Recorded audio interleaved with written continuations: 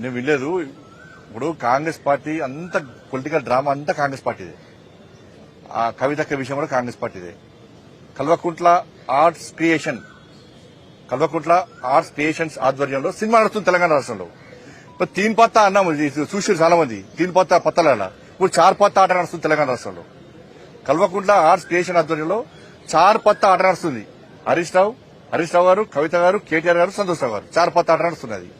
దీనిలో కేసీఆర్ గారి బాబు joker press పెట్టారు. దీంతో ఏమైనా ఇప్పుడు ఈ చర్చతోని, ఈ కవితక చర్చనో దీంతో తెలంగాణ రాష్ట్ర లాభం జరుగుతుందని చెప్పండి.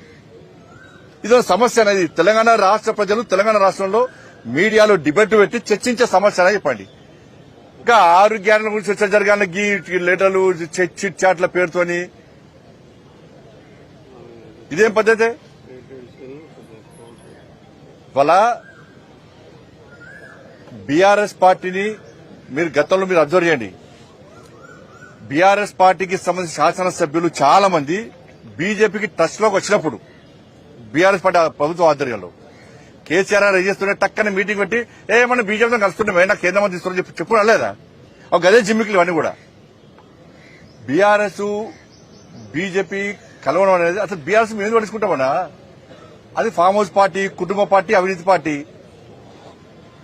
కవితక్కను అరెస్ట్ చేయకుండా ఉండాలన్న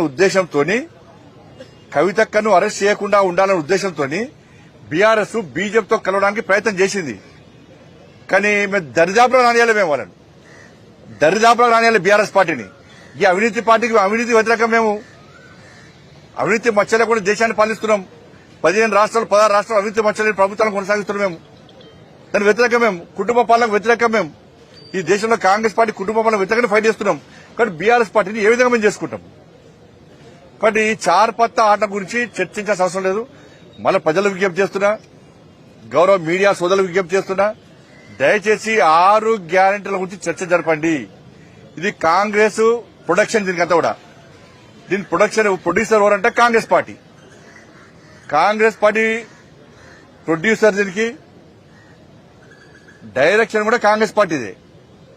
ప్రొడక్షన్ మాత్రం కల్వకుంట్ల ఆర్ట్స్ ప్రొడక్షన్. సెన్సార్ అది ఇక్కడ స్టేట్ చూస్తున్నారు. అది సెన్సార్ మార్క్ వస్తే కడిగేస్తాం. అందుకే కడిగేయమంటాను నేను.